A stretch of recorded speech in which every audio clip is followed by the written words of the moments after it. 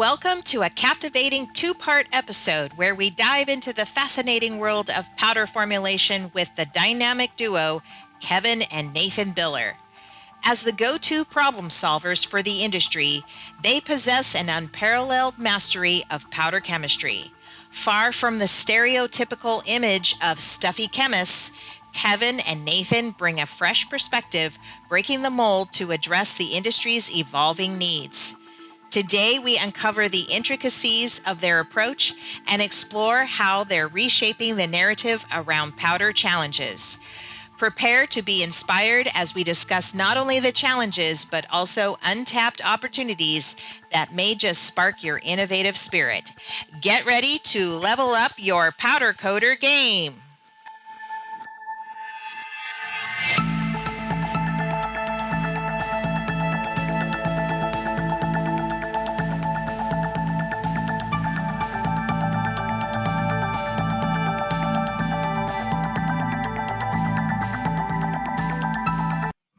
Welcome to Roscoe's Powder Coater Podcast. I'm your co-host, Kim Scott. Somewhere in the back is my husband. That's why I keep saying I'm a co-host, because he's really back there working, and maybe he pops in, maybe he doesn't.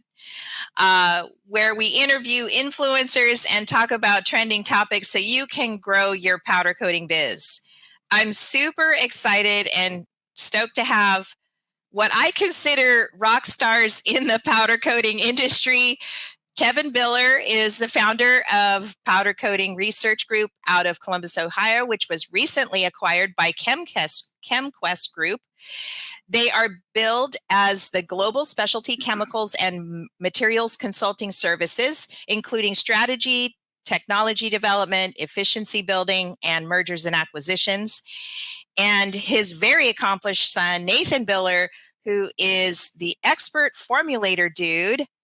Together, they run the Podcast, Ask Joe Powder podcast that focuses on chemical industry and answers technical questions from coders who write in.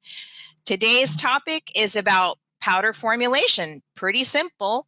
And, sometimes we get so wrapped up and busy about and focused on maybe sandblasting or how to powder coat or equipment malfunctions that you sometimes kind of skip over the powder part of it, or just the understanding the basics of powder formulation. So that's why I've asked these two very special guests to come on the show today so that we can kind of cover some of the fundamental differences between polyesters, urethanes, acrylics, TGICs. So what do you say? Welcome to the show, guys. Hey, thanks for having us. Yeah, thanks for having us. It's a good intro. And you know what? One of the problem areas in the powder coating world, one of the things we do often is solve problems, troubleshoot and solve problems. But there's a misconception sometimes. People say, well, it's a powder coating and it's bulletproof. It can do anything. But there is a difference between the different chemistries. And, some of them are much better for corrosion resistance. Some of them are superstars for outdoor durability. Some of them are perfectly placed for indoor applications like metal office furniture and things like that. Some are designed specifically for appliances. So people have to be careful when they make a decision. Like, for instance, sometimes people will say, I need a semi-gloss black powder. And they'll, the powder supply will deliver that. And the powder user will make the mistake thinking that it's going to pass every requirement that ever could be imagined. And maybe it will, maybe it won't. So anyway, chemistry is real important. It's true. And, again, this show is always about sharing our journey, right? Just everyday stuff that happens around here. And just last week, I had two contractors reach out to me on two different, it ended up being on the same house, but one was regarding 2605 finishes, and having to explain to the general contractor what all that is and why you have to pay more for that, and what the warranty, what's the core components of a 2605 versus a 2604. It was very educational to me. I reached out to several different people and got that kind of settled. But the other one was kind of interesting because, and that's why I want to share it with you today, is it was a window, the powder that was on this window from a window manufacturer was a rowel, but it was a textured rowel. And I looked high and low. You may know it where to go for textured rowels, but it was very difficult to explain that to the people that I was working with, including the window representative here, as well as the fabber for this gate, and the general contractor who was installing the windows and doors trim for this house. And they kept saying, well, it's just a rowel. It's just a rowel. Go get it anywhere, right? So somebody mentioned, go to Prismatic, just because I guess they were familiar with that. And I'm like, okay, where are you seeing this? Because I'm looking for this specific, because it's textured. It actually said FS, which meant fine structure. I guess that's just another word for texturing. So they just thought that I could just get it off the shelf like it's nobody's business, but you can't always do that. So you can't always get what you want unless you source it. So anyways, that was my journey.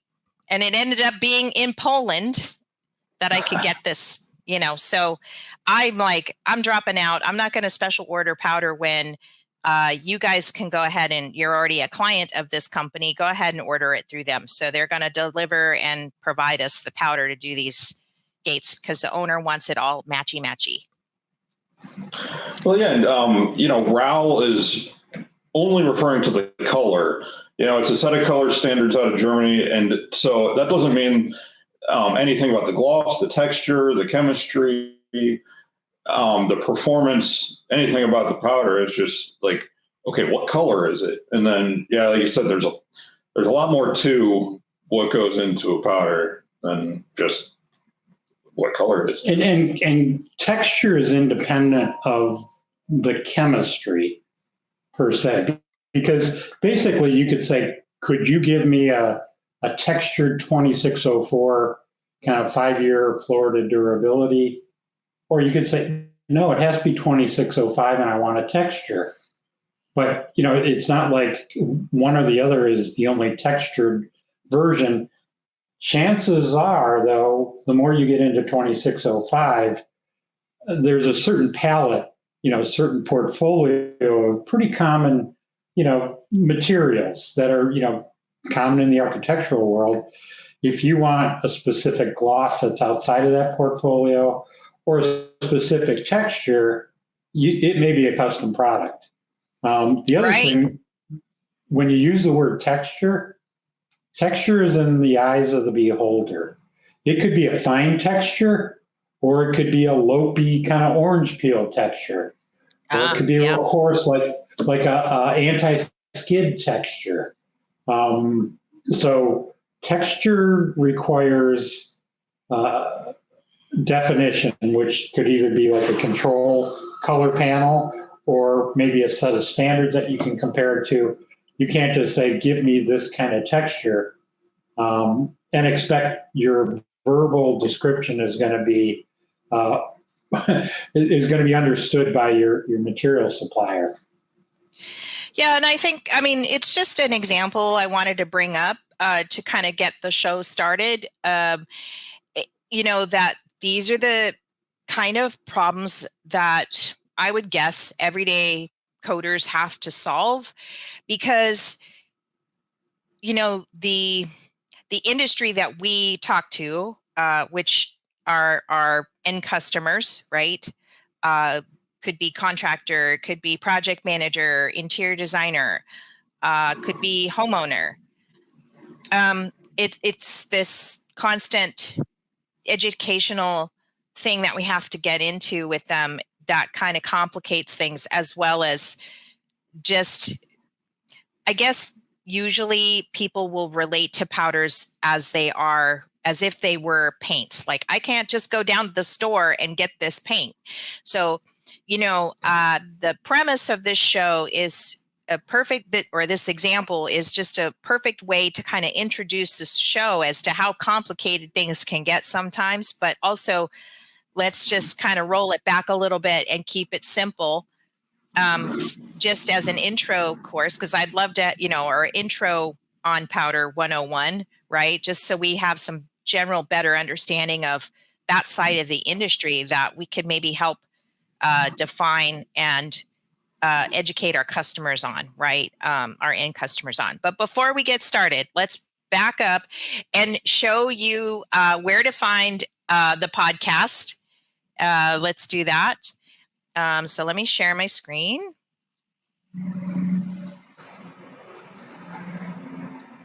So it's called the Ask Joe Powder Podcast. And what? Is it bad? Well, my code is broken. Yeah, it actually looks really pretty when it's in a different browser. Oh, okay. Darn it. Okay, well, no, we can kind of, we'll fix it. We'll get it fixed. It'll look nice and pretty, but usually I go to the Burberry one or something like that. So yeah. Well, now you got something to do after the show. And right, then when you have a powder formulator do your HTML, that's what happens. Yeah. You guys are up to 48 episodes. I love your show. It is chemistry based, but then you also, as always, Ask Joe. You've always been answering questions either in the in trade magazines. You've been around. I know when I go to every time I go to Powder Coating Week, everybody wants to talk to you guys. Everybody is there to say hi to you. I mean, sometimes you just might want to just have your own little side section of the show for you guys. And I was surprised that the Luddites were there. Remember when I was talking to you, and then the two gentlemen came up, the Luddites were they from Pennsylvania? They're Luddite. No, well, they're Amish. These are Amish people. Amish. Okay.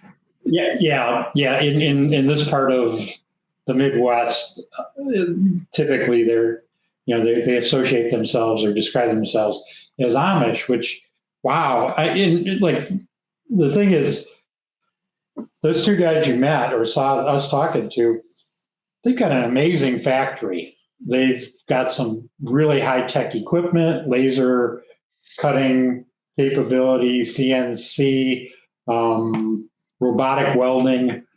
They're very, very advanced. It's not like steam powered or horses or something. I'm not sure who decides to draw the line and where, but yeah, it sounds like they have a pretty high-tech setup for being. They're putting in a new powder line. That's probably part of the reason why they're tugging on our sleeves. Hey guys, we never thought the Powder Coder podcast would take off as well as it has. The level of engagement and bringing custom coders together has been wonderful and worth every late night edit and weekend recording. Whether it's product features, smart business strategies, or custom coder interviews, we are encouraged to continue to bring great content. That's why we're going to show you how you can help us just a little bit more by sponsoring the show for as little as $1, $5, or $10 per month. Just go to rosscoat.com page and look for the Become a Patreon button in the upper right-hand corner of the page. Once you're there, you can scroll to learn more about our goals and mission, grow our community by bringing you new episodes and news each week. With every sponsor level, you get something for yourself, too, to guarantee your success as a powder coater. We are so thankful for you and enjoying the content we bring you each week, and hope you show your support by becoming a sponsor. And level up your powder coater game.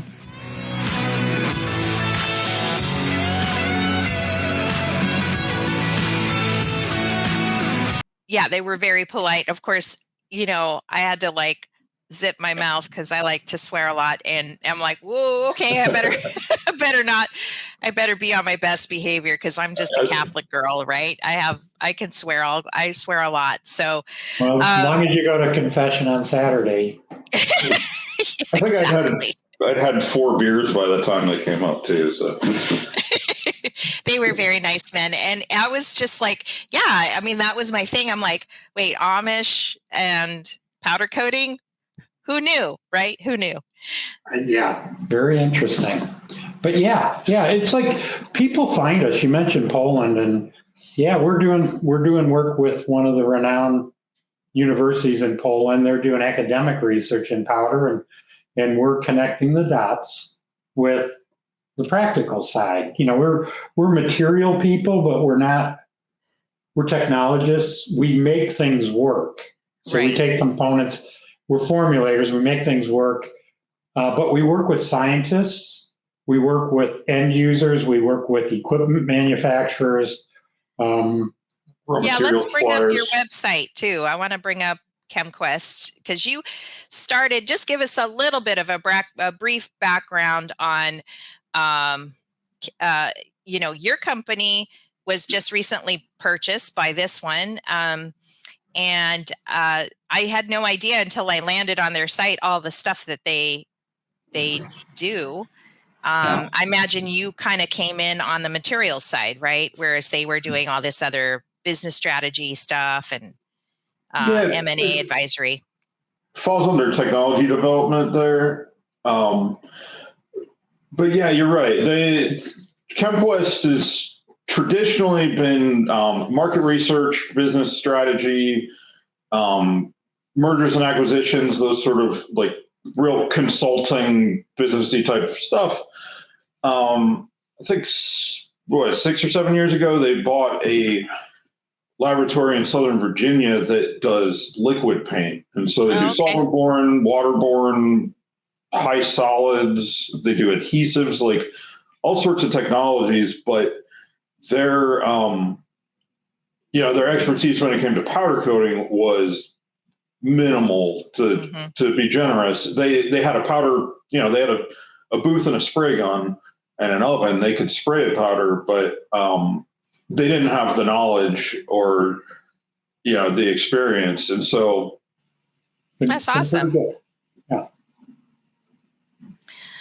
All right, well, let's move on. And it's funny that all this is happening today. Sometimes I think it's just so coincidental, or that we happen to be, today is the podcast, and I get an email from Tiger this morning saying that, their raw material prices are stabilizing, and this brings good news.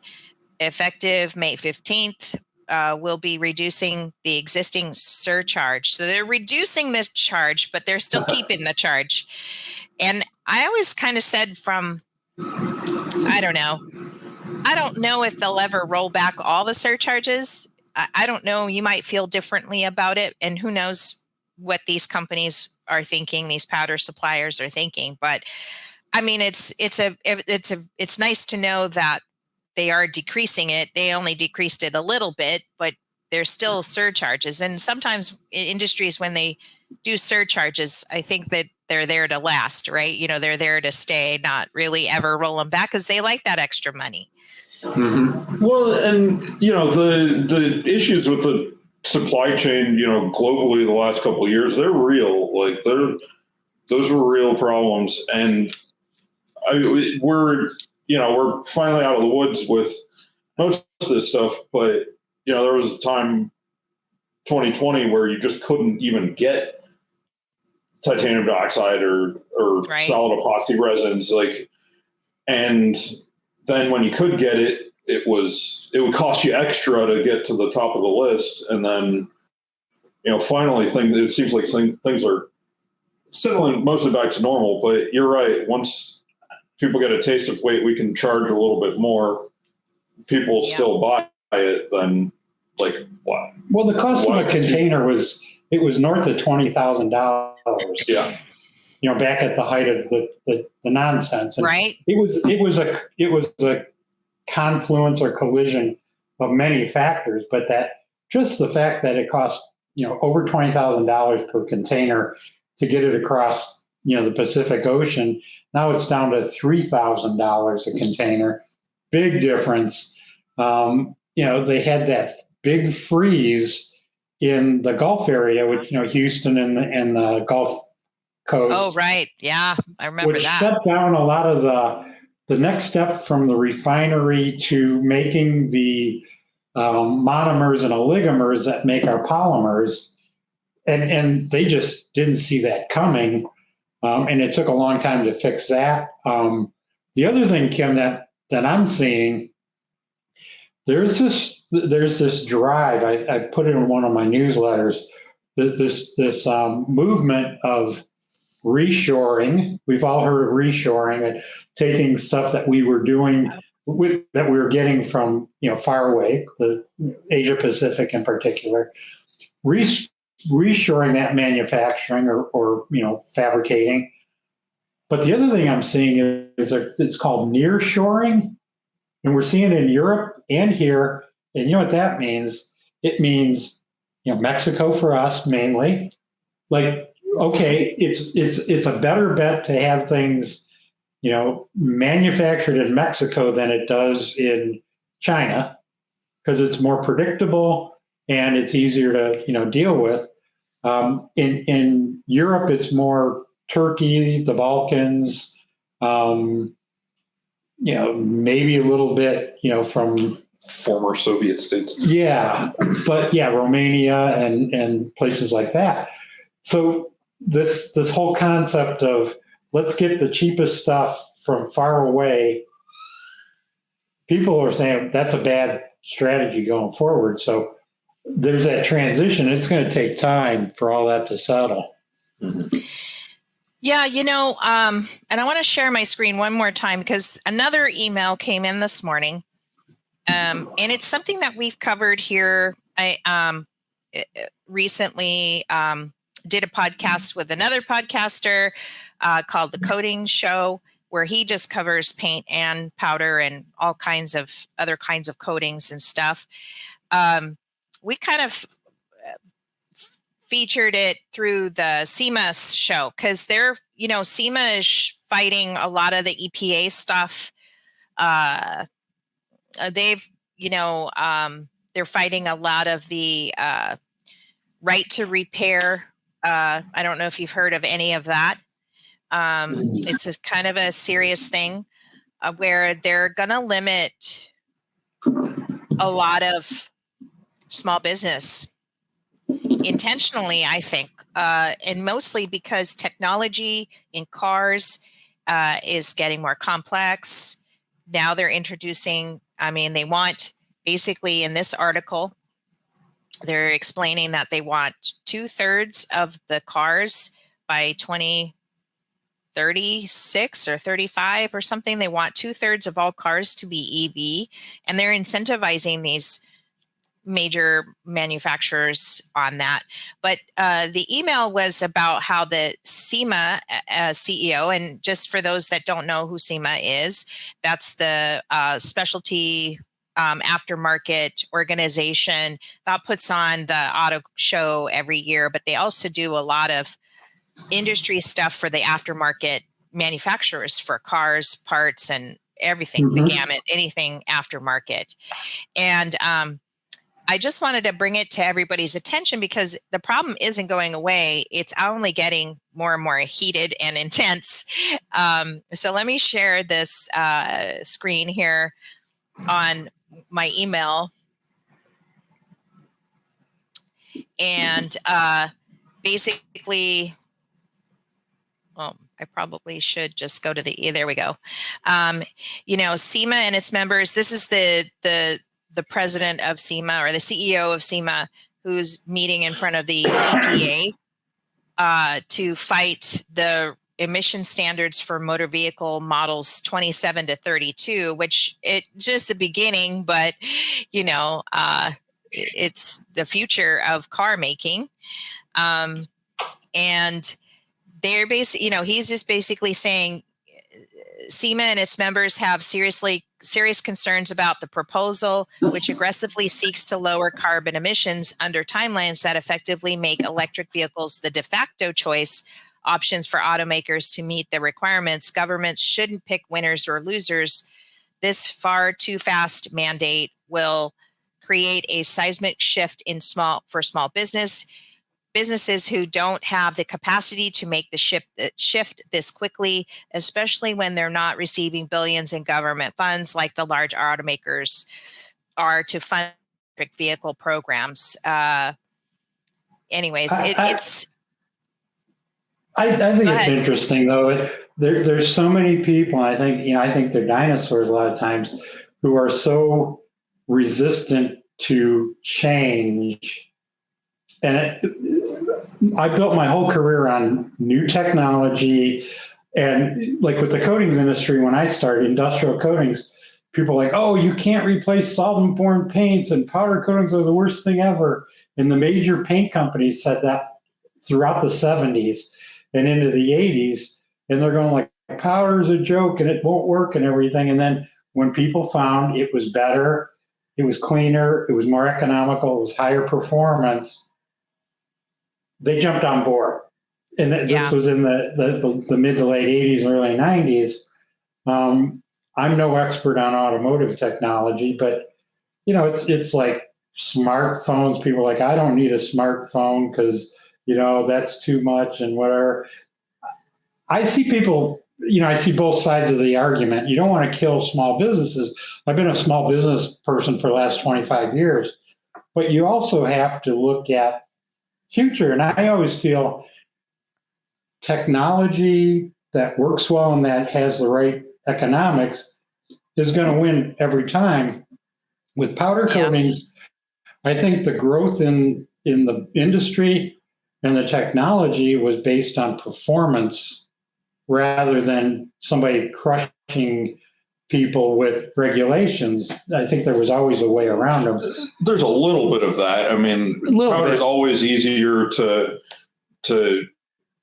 sell with the sustainable and environmental. It's just compared to anything with solvent in it, it's always going to have that more compelling. Yeah.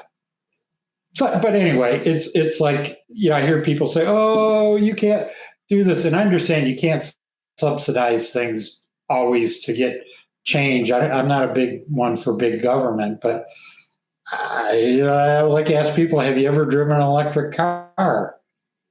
They're a lot of fun to drive. Yeah. And they make a lot of sense.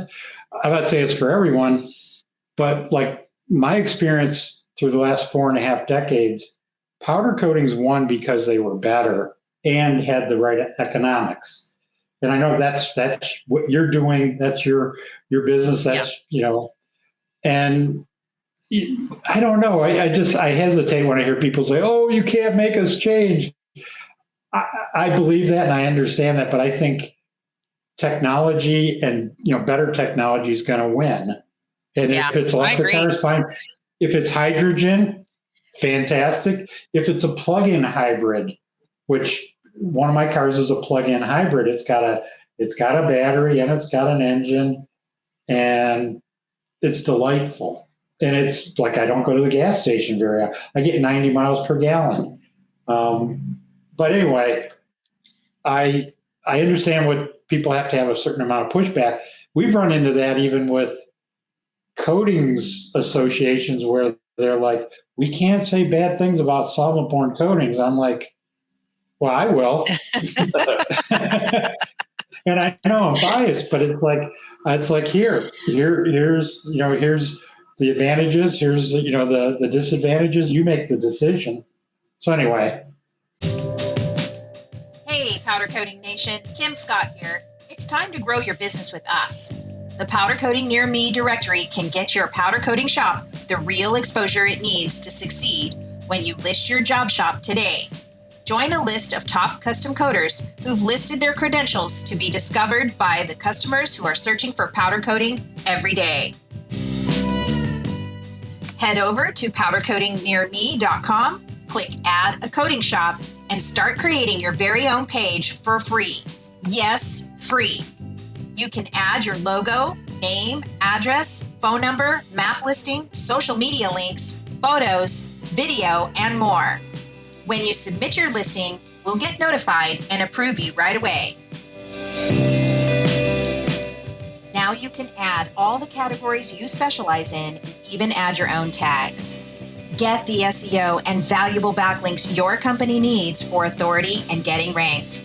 You can even use the link you create and share it to your favorite social media profiles to build legitimacy as a custom coder. What are you waiting for? Become part of the largest consumer search directory in powder coating in the world, all for free. Find and click the link in this podcast or go to powdercoatingnearme.com to get started growing your brand today.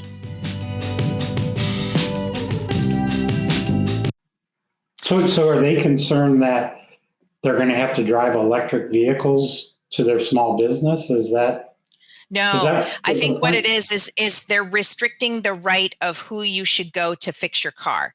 So that's just, that was one of, so that's part of the whole right to repair, the whole, Gotcha. Okay. Yeah. See, so they are limiting your choice by mandating all of these. Yeah, it's a big thing, and in the let's just say that if it did happen tomorrow, we're like at very high interest rates right now. It's just killing capitalization of your business, right? It's making getting that new piece of equipment that much more expensive. It's and it's going to put a damper on small business growth if you can't afford the equipment that you need in order to educate your employees or take that, EV equipment, right? Or EV car in to get repaired, right? So it's a consolidation. It's an attempt to create consolidation in the marketplace so that you're going to bigger places. Now, if you're for instance, if you want to make this into a powder coating argument, if you're a small coder today, and you want that growth in regional growth or area growth, then that's to your advantage because you're going to do whatever it takes to get new equipment, continually to take on more business or expand business services, stuff like that. That's a good thing. But the small guys are going to continue to struggle. So it's a good time to get into powder coating. I don't know how much longer it will be if you're going to try to start up, because you know how expensive it is to get started in powder coating. So anyways, just some thoughts to consider. Are they saying that it's going to put repair shops out of business? Is that part of the argument? Yeah, so I think that's the underpinning. It's interesting. Like I did make the switch to electric cars, and one's a plug-in hybrid, but there's no maintenance. There's no spark plugs. There's no oil to change. There's no coolant. There's no right there. The brakes, you need to change your brakes every 100,000 miles, maybe, because of the braking systems are more advanced. It's like you need wiper blades and you need tires. Well, but that's the future, and the push for everyone to have an EV car. But the other thing is what about the cars that are already running?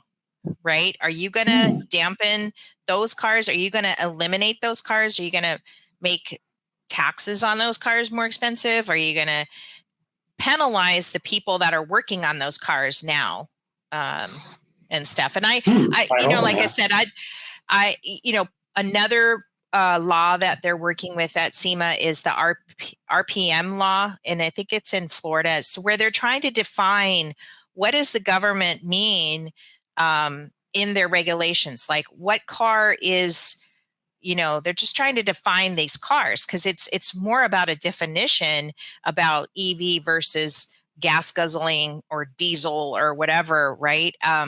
So they're just trying to define what a custom car means with their RPM law. And I think they went to Florida. I don't know. I haven't caught up with how the outcome of that bill went. I know it's gone through a couple iterations already. Anyways, it's just something to kind of pay attention to, not just because we powder coat vehicles, from frames to rims to bumpers to all kinds of parts on a car, but it's just a small business kind of perception that I kind of pay attention to, and want to share with my audience what I learned, because I'm into trends and I'm into this global climate change initiatives and directives and what it means for small business in general, right? Just as someone with a small business, I think it's important to pay attention to. But I know we're kind of getting sidetracked on all of this, but I just wanted to share some news that kind of came through this morning that I thought would be really kind of interesting to kind of get your take on and get your perspective on. But let's get into choosing the chemistry for end use requirements in powder coating. I mean, it's a really important thing to know about some formulations and why they work. What's your best choice for what you're doing? It's not always about price or color. What do you guys want to talk? Where do you want to dive in? Let's see. I guess I could give just a little anecdote, like something that might be interesting. But like, I have a used car, and the previous owner of that car did a couple of little custom things here and there, but they got the wheels powder coated, as a lot of people do. But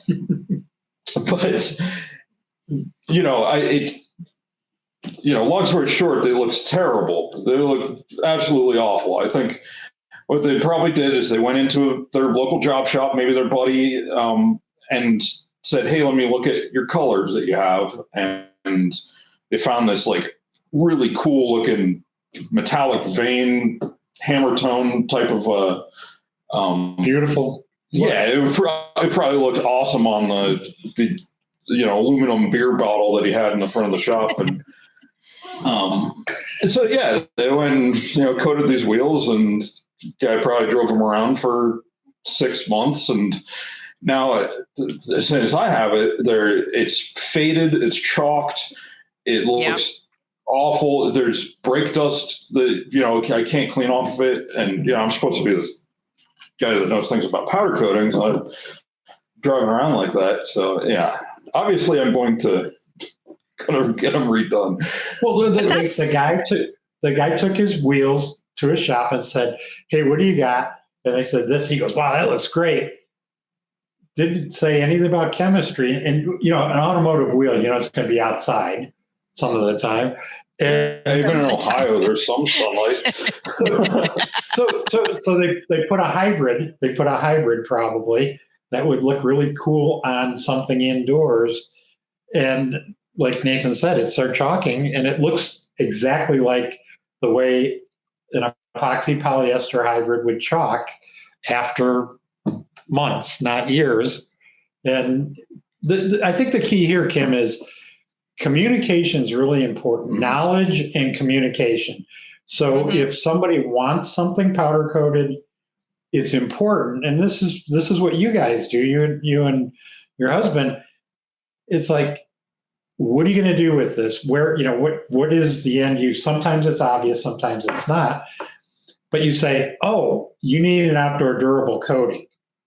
Right. Let's talk about polyesters. Let's talk about maybe polyurethanes. But it's like, you can't have a hybrid or an epoxy or whatever. You don't want to make that mistake. But I run into this problem because I do troubleshooting. I actually get involved with legal cases. I'm an expert witness, Mhm. which when an end user calls me and says, "Hey, I have a problem," it's like, okay, let's fix it. When I get a call from a lawyer, it's like it's too late. It's somebody Oh, yeah. made a claim, and I'm like, my goodness, somebody should have called me 6 months ago, a year ago, and headed it off before it became $1 million lawsuit. I've run into situations, it was playground equipment, Mm-hmm. and the resin was the proper resin. Okay. So it was a super durable 2604 formulation platform, but some knucklehead in the laboratory, and it really is people make mistakes, to make the bright red for the playground equipment, they put in a cheap red pigment. The resin was 2604. Everything in it was 2604 except for the pigment, and they used a cheap red pigment, and red pigments are notorious. You have to spend a lot of money on a red pigment to get that high quality, automotive type performance. Mm-hmm. And the equipment was in Arizona. I don't know if it was Tucson or Phoenix, but it was like they called and they said it's pink on one side and it's red on the other. And, Oh, it's gosh. the southern facing was chalked, and the stuff in the shadow was still good. So it's incumbent upon whoever is spraying a powder to ask, is this stuff outdoor durable? You can't make assumptions. It's really important. Right.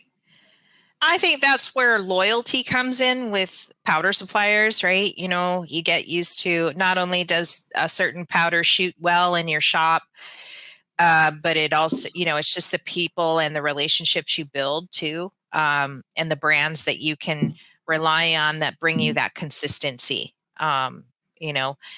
We try to kind of play it across the board here. We certainly listen to what our customers' needs are first, and then kind of either go, okay, we can do that, or no, this is a better choice, and we kind of just direct them where we want them to go. Well, another thing, and I think Nathan's more of an expert on this than I am, but metallics and durability.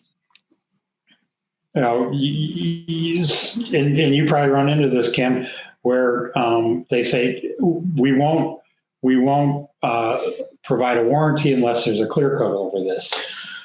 Right. Yeah, and that's another part of the wheels of my car is that to get that sort of a vein, we pattern, put it in. You use leafing aluminum, which is an untreated grade of aluminum, which makes it lay out really nice and smooth when it bakes, but then it has no resistance to anything. It's anything. Water turns it brown. Cleaning it turns it brown. Yeah. I'm not 100% sure what even color it was when they first put it on there. It's so chalked. So, right. Yeah, there's a big difference even between one silver, one sparkle silver and another, because there's different levels of treatment that they put on those pigments to last longer and longer outside. And you should really read the technical data sheet thoroughly. I mean, both pages, the back, front, whatever, because it may say this is not recommended for outdoor, even if it says, non-TGIC polyester, whatever they call it, TGIC for it, maybe not. But, we've caught people, and again, like we're problem solvers, people have trouble in the field. And there was one where it was a company that made medical equipment, and the coating was coming off in the, in the field. The field's a surgical room. It wasn't UV related. But then we dug around, we said, the powder you're using is not recommended for medical applications. The medical application was autoclaving and stuff, to kill germs and all that stuff. Really aggressive cleaning process. Exactly. And so, typically you'd think like an epoxy powder, like those are the most chemical resistant. Mm-hmm. Those are going to be the strongest. You're not worried about outdoor durability because this is all happening indoors. But that stuff that they had just wasn't good enough for like the really aggressive cleaning processes that are involved when there's brain tissue involved. So we said, I asked them, I said, how did you select this one for all these expensive medical equipment kind of things? We like the texture. Oh my goodness. It comes full circle here because it's like they said, we like the texture was what we like. It looked really cool. It is a good looking coating.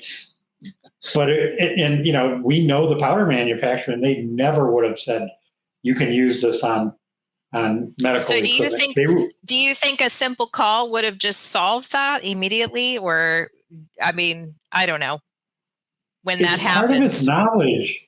Right? And you do the industry a great service by trying to explain things, like by bringing knowledgeable people and subject matter.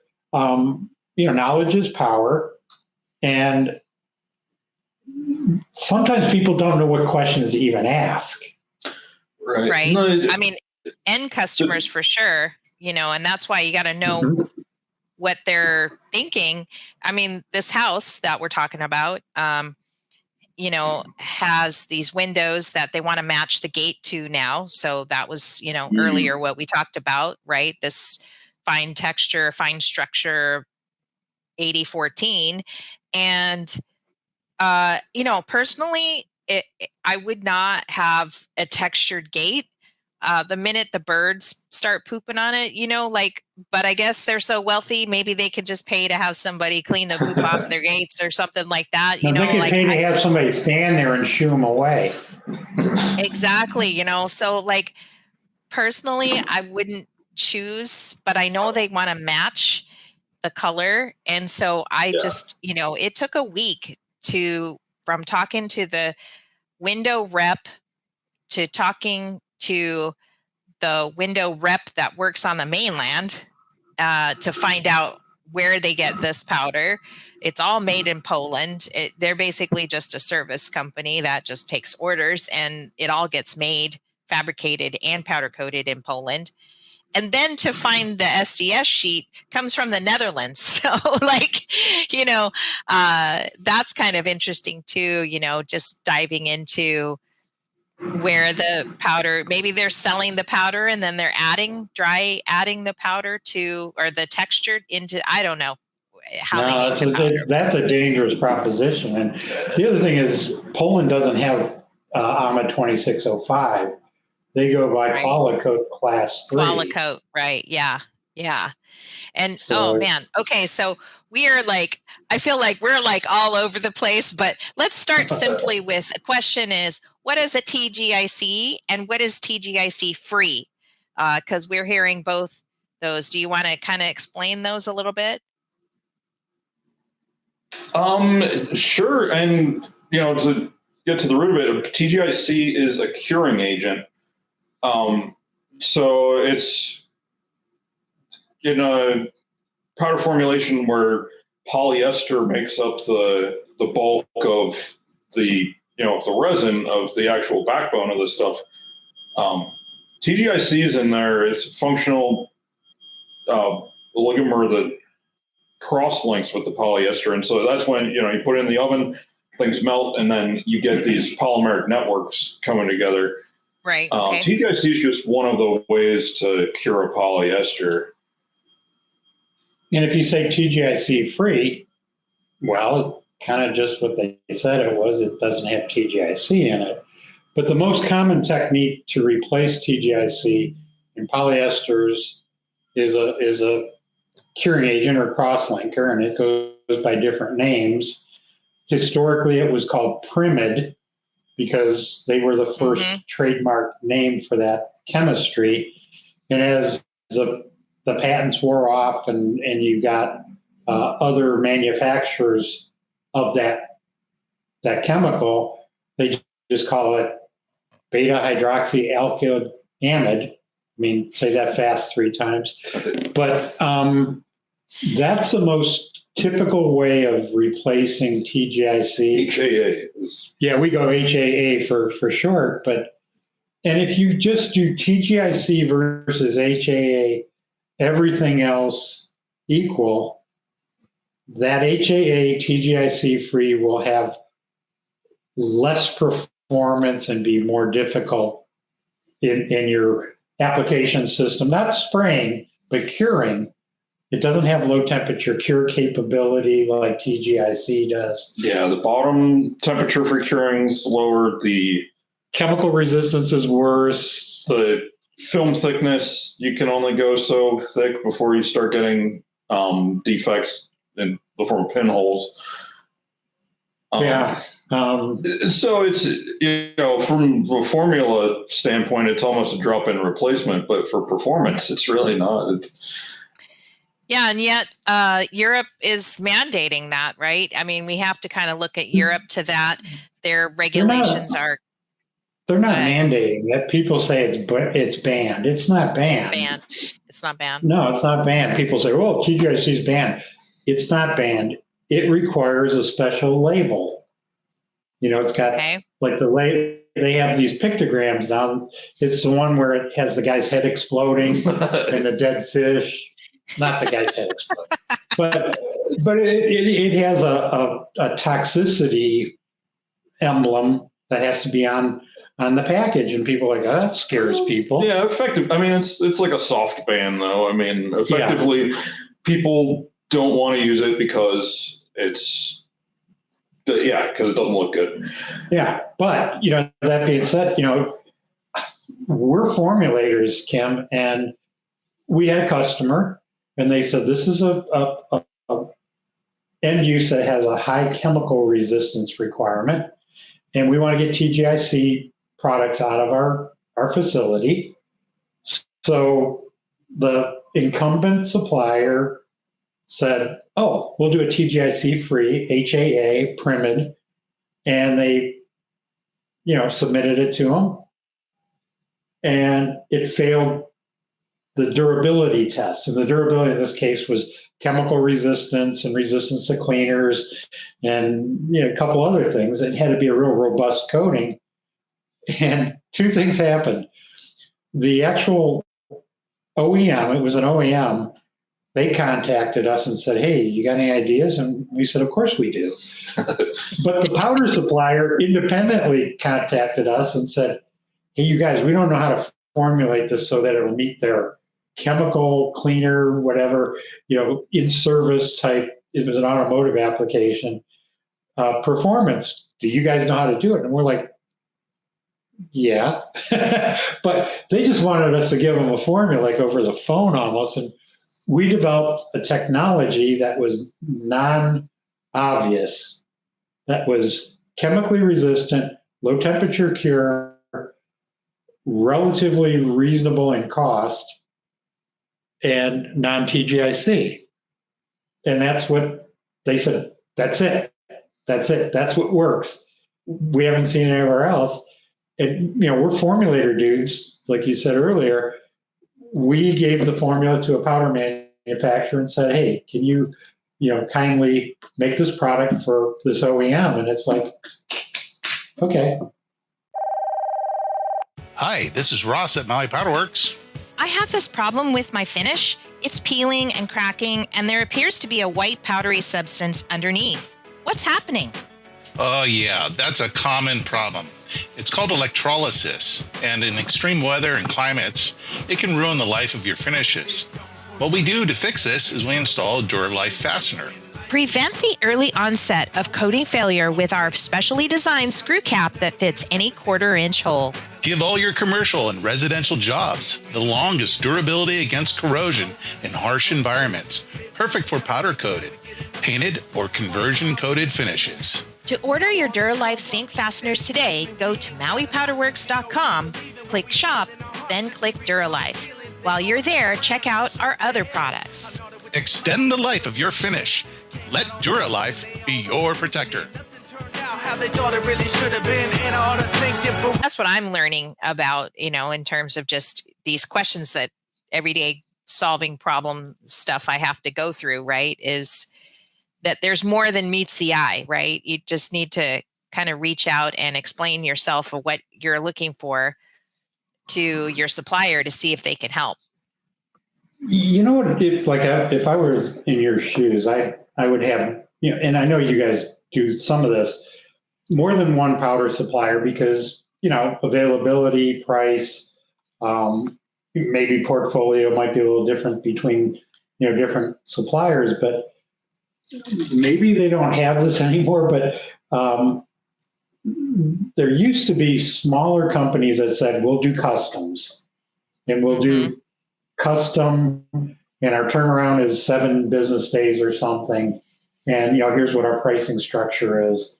That may be kind of becoming less and less available. But I know when I owned a powder coating manufacturer, that was our key business. We did specialties. We did stuff other people couldn't do. Either they didn't want to do it or they didn't know how to do it.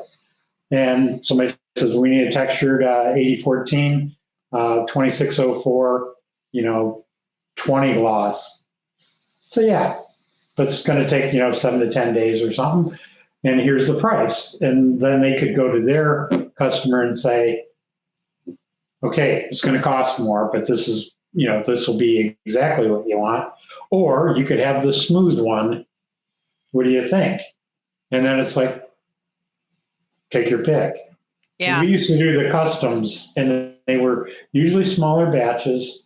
And we charge a lot for them because we had to, but there was a market for it. I think the industry was going that way. I was hearing it from a few people that were a few different suppliers that were kind of trying to get into lower minimums for customs. Yeah, it seemed like it all just kind of went away when the pandemic, because, the supply chain thing really kind of messed everybody up. So I think people just kind of tabled that. Maybe it'll get back to that later as things kind of smooth out. Obviously, things are moving more positively in the supply chain.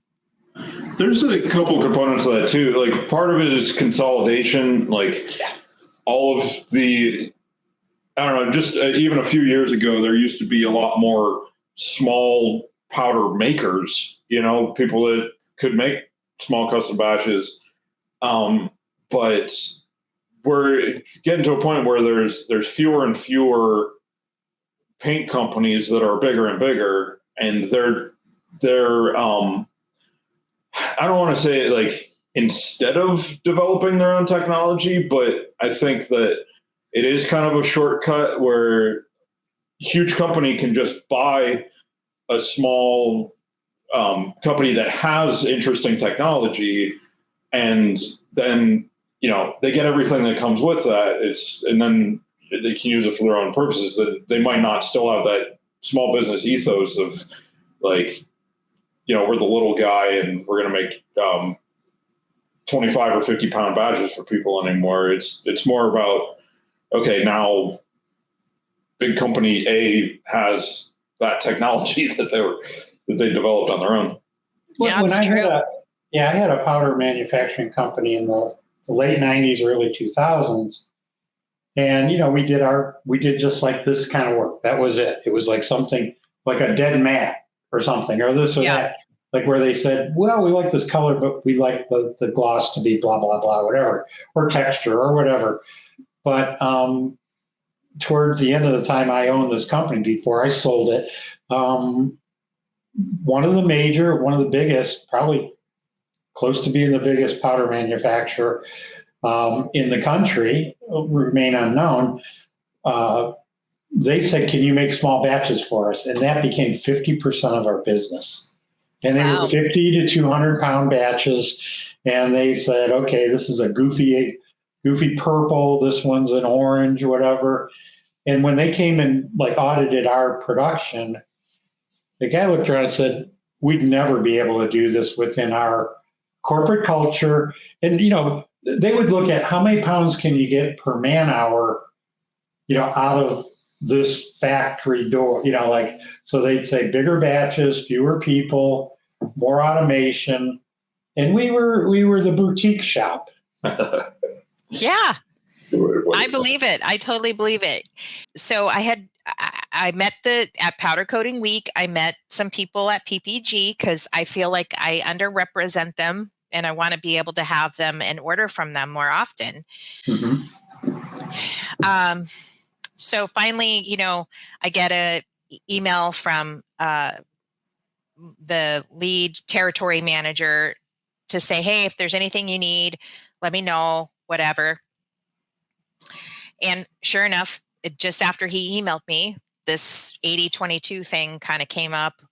And he's like, well, you can have, I said, the problem I get with you guys is I can order, I don't mind ordering it from you, but you guys are in Texas and it costs money to ship from Texas more than maybe somebody from California or Oregon or whatever, right? West Coast. And he's like, oh, no. If there's no rush in ordering, you can just order it right from your PPG store. And in fact, he goes, it's just 2 blocks from where, he's, I Googled where you are and where your PPG store is. And it's just a couple blocks. I said, I know where the PPG store is. Okay. So but I'm trying to tell you, I went in there 2 years ago and tried to order this color of yours for a job. And the guy looked at me like, what's powder coating? And he didn't believe me.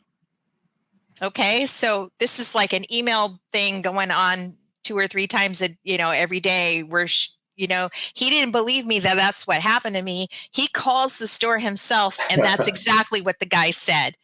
He goes, well, that's too much to order. Like we would have to do this and that. And, he said he doesn't believe me. And then he finally called me back and said, oh my God, you're right. We got to fix this. And I'm like, yeah, I would order you, especially if you're including my order in with their weekly container and I don't have to pay for shipping. Hell yeah, I want that. But I'm not going to fight that. I just walked away and said, oh, well, I'm ordering from somebody else. Right. So sometimes it's just unbelievable what these bigger companies don't. They have these processes, but then they don't realize in the fringes sometimes, when you're a country bumpkin powder coater, where you're way out in the boonies or you're in the middle of the Pacific, you can't get the powders as much as they want to believe that they're everywhere and all the time and everywhere. They're not. It's much harder than said than done sometimes, so. And it's like you were saying before where, you get a feel for which ones are the best for you. Like,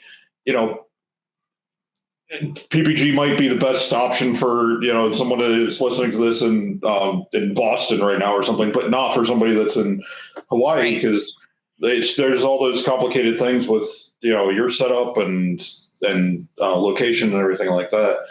So, I have the same kind of relationship with raw material suppliers. Like I have, if I'm going to get a bag of polyester resin, like there's a list, like, okay, I prefer to get it from these guys.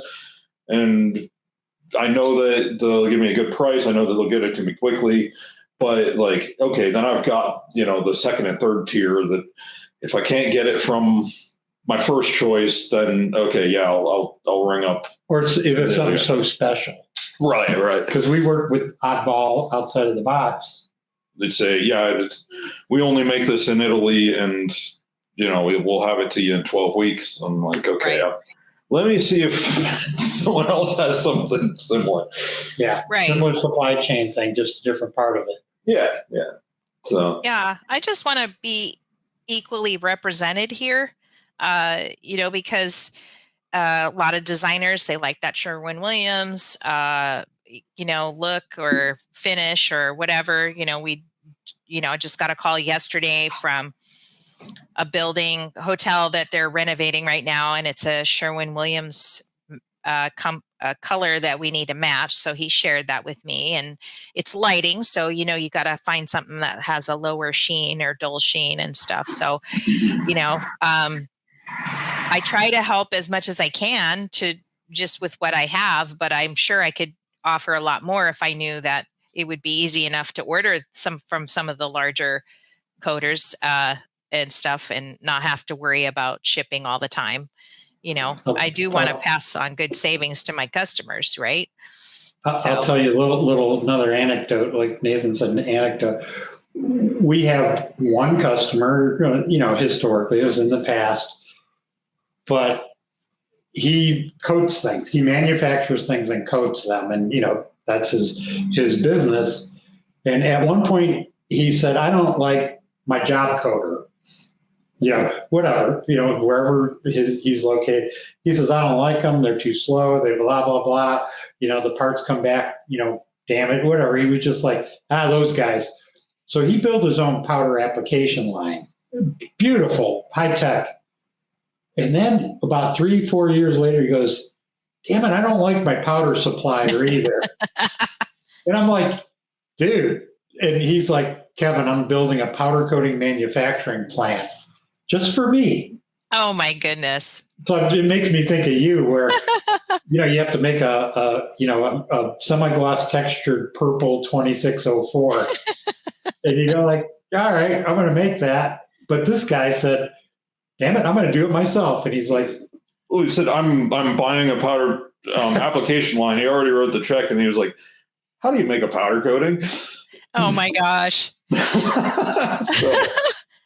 But that was our relationship with them, though, was just, you know, matching stuff and teaching them how to make powder and how to formulate, how to set up the plant, what testing equipment they need, like all that stuff. But he's like, well, screw it. I'll make them myself. Right. I mean, there are people out there that are like that, right? They just, they want to help improve things, or at least for themselves, if not for other people, right? Well, they want control too. Right. You want control. Exactly. I think it was him. Did he succeed? Yeah. Did he succeed at it? He's still doing it. Oh, yeah. Well, there you go. You know, and he did all the formulating. He formulated 50, 60 different products for him. So wow. I don't even know.